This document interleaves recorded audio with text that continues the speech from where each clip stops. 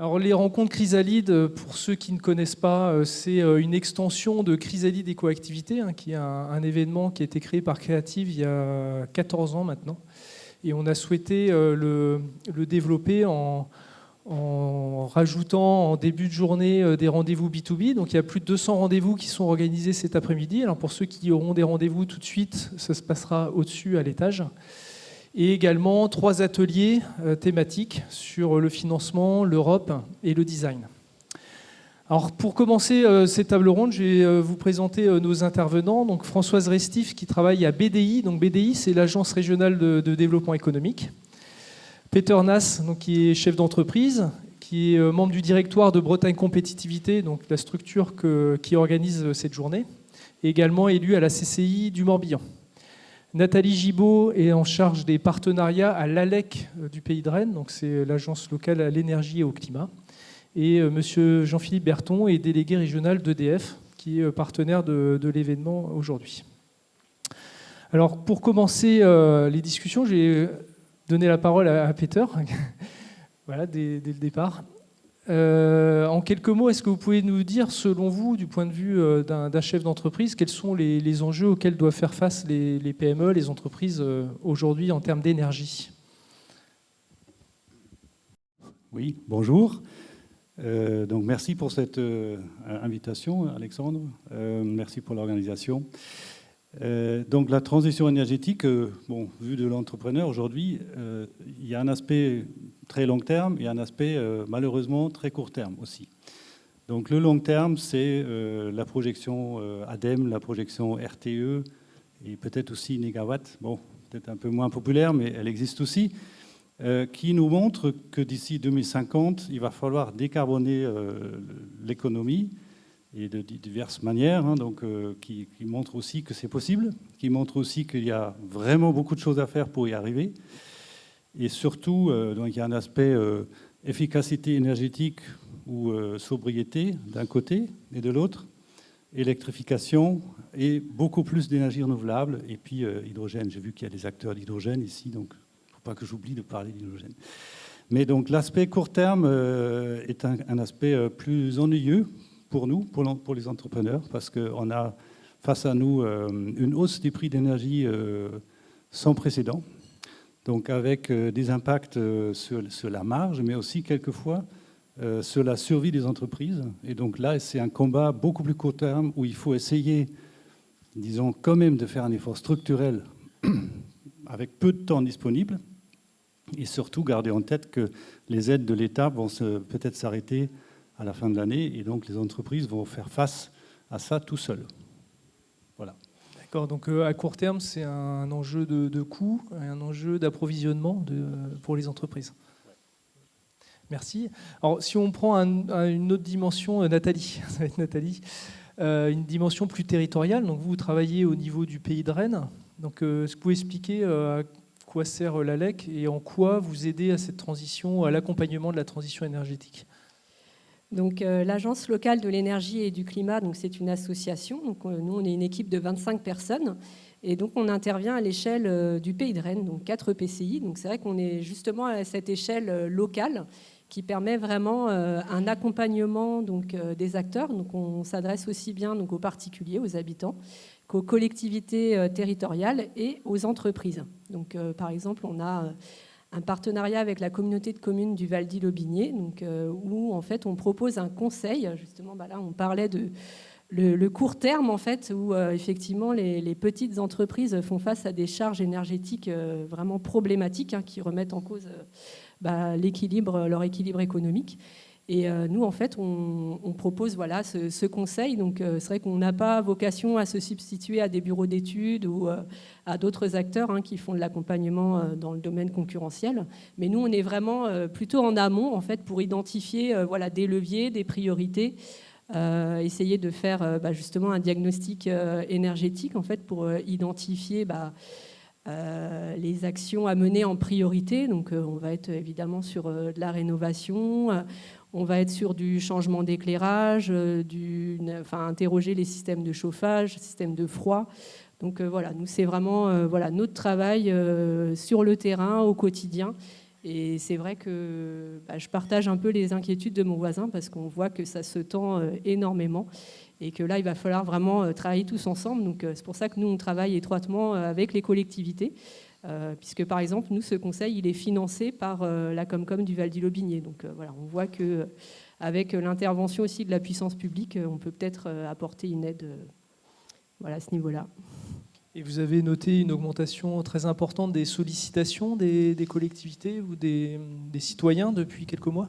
Oui, hein, bien sûr. Nous, on est très sollicités. Et c'est vrai que dès qu'il y a un peu des messages au niveau national, on voit que les coups de téléphone peuvent affluer, hein, puisqu'on a aussi les habitants hein, qui sont certains en situation de précarité énergétique dans leur logement, mais aussi pour la mobilité. Hein, c'est un sujet qui monte beaucoup aussi. Donc, on souhaite nous proposer des actions sur la mobilité également. Enfin, nous, voilà, l'idée, c'est d'essayer déjà de travailler sur la sobriété. Ça, c'est extrêmement important parce que finalement, déjà, en commençant, en réduisant ses consommations énergétiques, et souvent, il y a vraiment des marges, en fait. Là-dessus, on a beaucoup à faire. Donc, on peut... ça, c'est déjà une première réponse. Après, voilà, nous, on est sur le scénario négawatt, hein, donc sobriété d'abord, efficacité énergétique et production de renouvelables, troisième pilier. Ouais. Très bonne transition, merci Nathalie. Donc là, on a le point de vue très rapide de la demande. Et du côté de l'offre, alors côté EDF, qu'on ne présente plus, comment vous avez adapté votre stratégie, alors, à la fois nationale, mais aussi régionale à ces évolutions ? Alors d'abord, je voudrais vous remercier pour l'invitation et ensuite souligner notre point commun. Parce qu'on a dit, vous avez dit les choses dans le même ordre que celles que je vais prononcer, quel que soit d'ailleurs le scénario que nous pourrions retenir. Je rappelle, et ça fait plus de 30 ans que je suis dans cette entreprise, et je disais déjà ça il y a 30 ans, à la grande surprise finalement, parfois des parterres qui nous écoutaient. Le kilowattheure le plus écologique, c'est celui qu'on ne consomme pas. Donc, effectivement, sobriété, quel que soit le scénario qu'on retient, c'est quand même ça qu'il faut viser, au travers de l'efficacité énergétique, bien sûr, au travers des comportements, et donc toute la filière de l'emploi local, etc. Donc, c'est vraiment le premier vecteur. Et une fois qu'on a fait ça, alors c'est le deuxième angle, et vous l'avez également souligné, qui est la décarbonation. Et là, peut-être qu'effectivement, les scénarios peuvent différer, mais pas le chemin. C'est ça qui est intéressant. C'est peut-être l'intensité de ces différents scénarios qui va faire qu'on va aller vers l'un ou l'autre. Mais si je devais retenir, ou peut-être un chiffre sur lequel on sera certainement tous d'accord, c'est qu'il faut réussir de toute façon à diviser par 2 nos consommations, en gros, d'énergie finale. Ce n'est pas que l'électricité, l'énergie finale, puisque ça ne représente qu'un quart du sujet. Les énergies finales, 3/4 du sujet, ce sont les énergies fossiles. Donc, 1, consommer moins, et nous nous attelons à cela. 2, absolument décarboner. Dans tous les secteurs, le bâtiment, le transport, le tertiaire, il y a plein de solutions, et c'est pour ça qu'on est ici, parce qu'il y a plein de solutions qui ne sont pas encore inventées. Et puis, le troisième sujet, évidemment, c'est la poursuite de la production de l'électricité nécessaire. Celle qui restera, les fameux 50% de cette grande bulle. Si c'était 1000 aujourd'hui, demain, ça sera 500. Et ces 500 seront majoritairement de l'électricité. Donc, il faut le faire de façon la plus décarbonée possible. Et c'est l'appel pour ici en Bretagne, puisque vous me posiez la question, Alexandre, ici en Bretagne. Clairement, ici en Bretagne, ce sont les énergies renouvelables. Et tout particulièrement, les énergies marines renouvelables sur lesquelles nous sommes évidemment extrêmement impliqués. On va revenir sur les filières juste après. Merci. Alors, est-ce que la région Bretagne que vous représentez, Françoise, a également une stratégie pour le climat et l'énergie? Est-ce qu'on retrouve ces sujets-là? Oui, alors tout à fait. La région a une feuille de route pour la transition énergétique et climatique, donc qui s'inscrit justement dans la lutte contre le réchauffement climatique et qui rejoint ce qui a déjà été dit. Donc en effet, tout d'abord, on réduit les consommations d'énergie, on produit également plus d'énergie renouvelable, et puis on réduit les émissions de gaz à effet de serre également. On améliore la qualité de l'air sur la partie plutôt climatique et puis également l'atténuation du changement climatique. Et sur donc, les énergies renouvelables, là, l'idée, c'est vraiment d'augmenter la production, avoir un mix énergétique équilibré avec les différents potentiels en matière de production électrique, mais aussi la biomasse, le biogaz, le bois énergie, vraiment de s'appuyer sur les qualités, le potentiel et puis les différents usages. Il n'y a pas d'énergie idéale. Il va vraiment falloir toutes les mobiliser justement pour atteindre les objectifs. Réduire la dépendance aussi en matière énergétique. Et puis, au niveau plutôt BDI, nous, notre enjeu qui s'inscrit dans ce cadre, c'est aussi de faire en sorte que la transition énergétique bénéficie aux entreprises régionales, que ce soit de nouvelles entreprises qui offrent des solutions, mais aussi les entreprises actuelles, qu'elles puissent faire leur transition grâce à des solutions produites localement. Alors, vous parliez de produire plus localement. Peter, on sait que la région Bretagne, sur le plan électrique, est quand même un peu en difficulté, très dépendante de l'extérieur. Et comment vous voyez les choses en termes de production locale d'énergie ? Alors, c'était une très bonne question. J'ai lu dans le projet de budget du Conseil régional, d'ailleurs, que nous sommes toujours à 85% dépendants de l'extérieur pour l'électricité et 90% pour l'ensemble des énergies. Donc si ensuite on se dit, tout ce qui est fossile doit basculer quelque part dans les énergies renouvelables, donc ça donne un peu une idée du challenge qu'on a devant nous. Donc ça veut dire que les feuilles de route devront être multipliées par 2, 3, 4 en termes de puissance.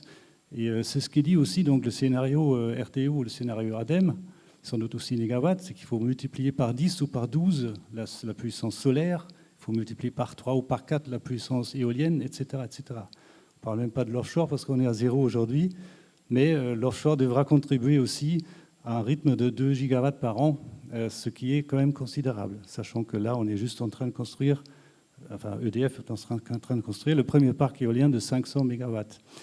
Donc oui, je pense que c'est un énorme challenge. Et sur la partie économie, je pense que c'est aussi un très grand challenge de vouloir réduire de moitié. Donc, justement, côté EDF, les projets arrivent. Est-ce qu'il n'est pas un peu tard d'avancer, notamment, je pense, à l'éolien en mer ?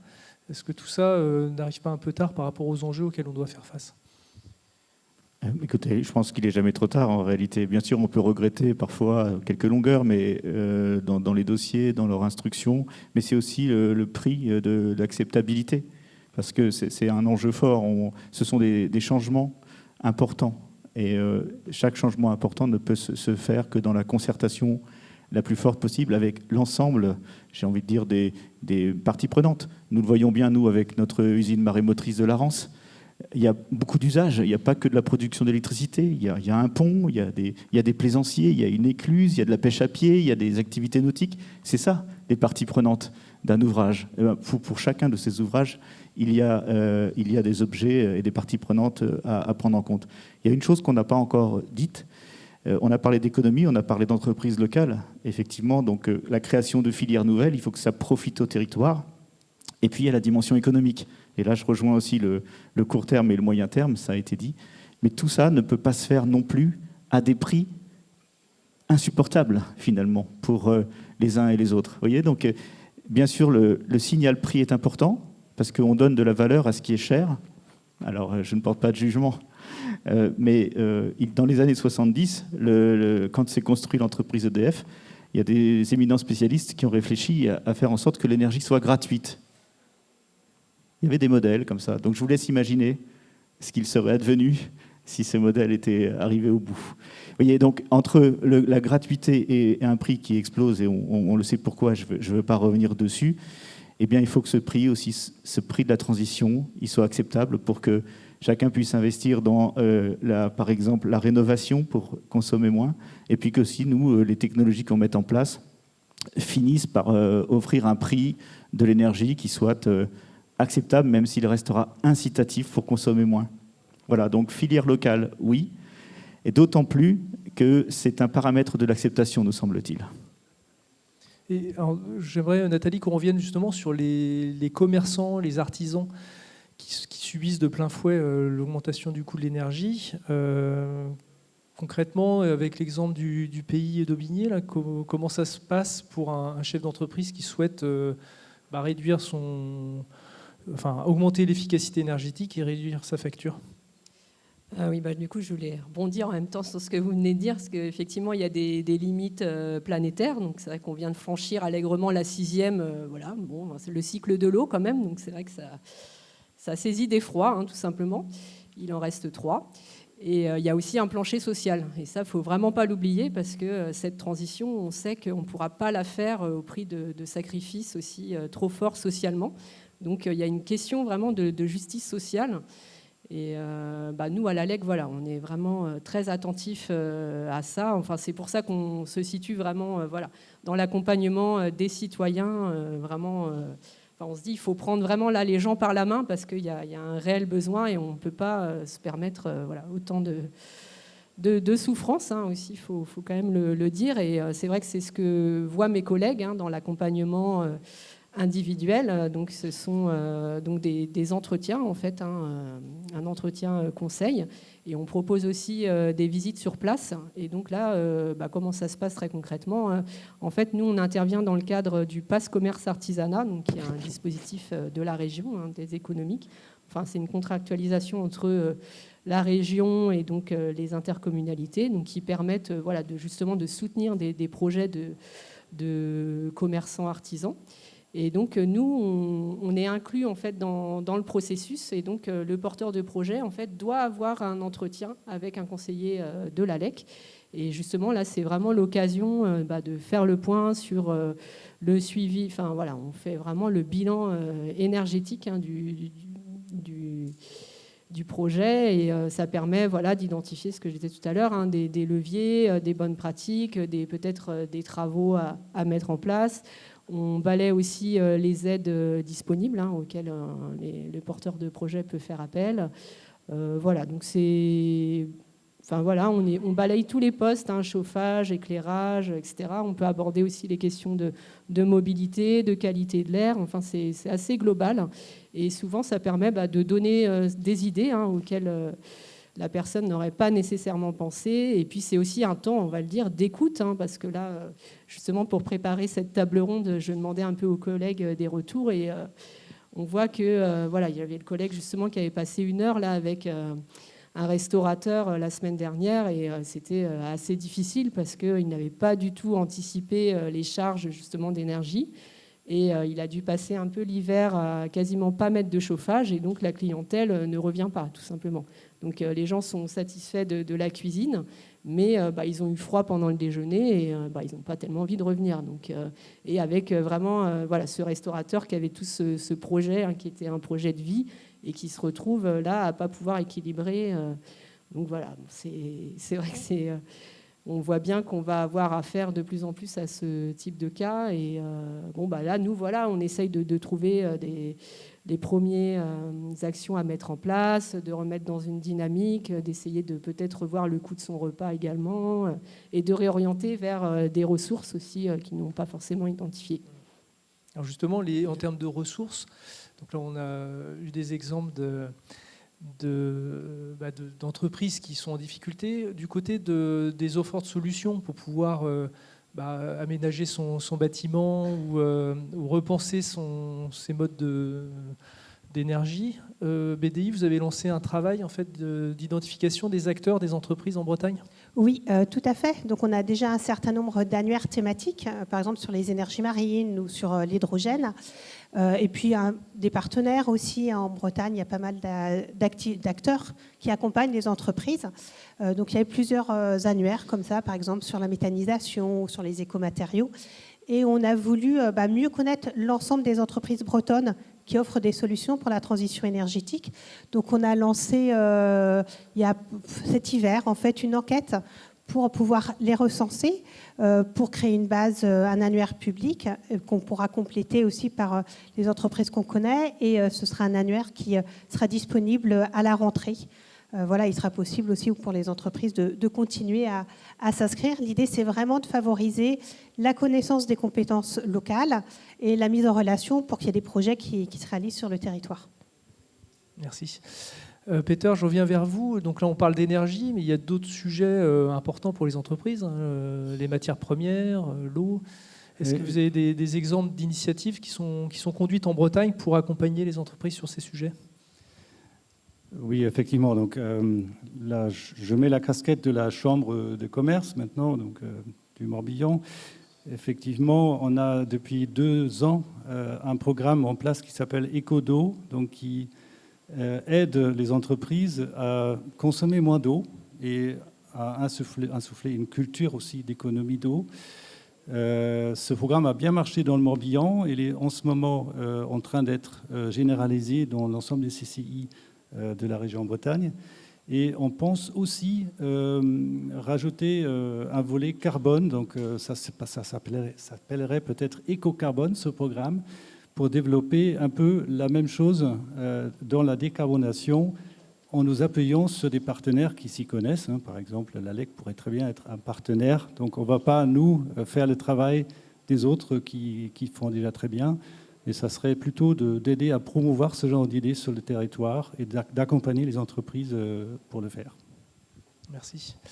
Monsieur Berton, pour conclure, le lien avec l'écosystème régional, quand on est une structure mondiale, il se traduit comment? Par des événements comme celui-ci ou...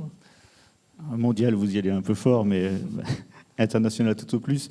Oui, moi je pense qu'il n'y a pas de grand écart entre la proximité et la taille de l'entreprise. La réalité, c'est que voilà, je suis ici, mes collaborateurs sont là, et on est depuis longtemps, et depuis plusieurs dizaines d'années, et encore pour plusieurs dizaines d'années. Donc je n'oppose pas le local à la taille de l'entreprise. Encore faut-il effectivement pouvoir écouter, c'est la concertation dont on parlait tout à l'heure.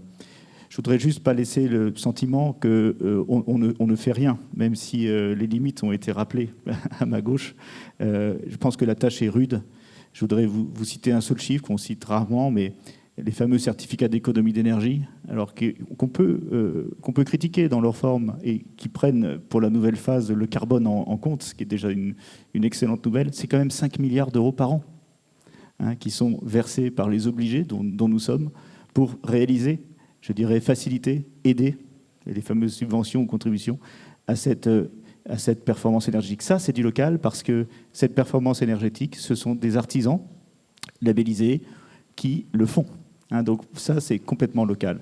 Et enfin, quand on va sur des opérations de plus grande importance, on a cité le chantier de Saint-Nazaire, mais demain, on pourrait citer le chantier éolien Sud-Bretagne.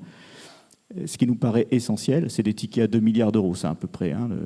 C'est comment on emmène la filière industrielle locale. Et ça, c'est un travail vraiment que l'on conduit justement avec des opérateurs comme BDI, comme les chambres de commerce, pour chasser le plus possible les compétences sur le territoire et faire en sorte que la filière émerge des entreprises en remontant toute la chaîne jusqu'à la formation. Ça aussi, c'est du local.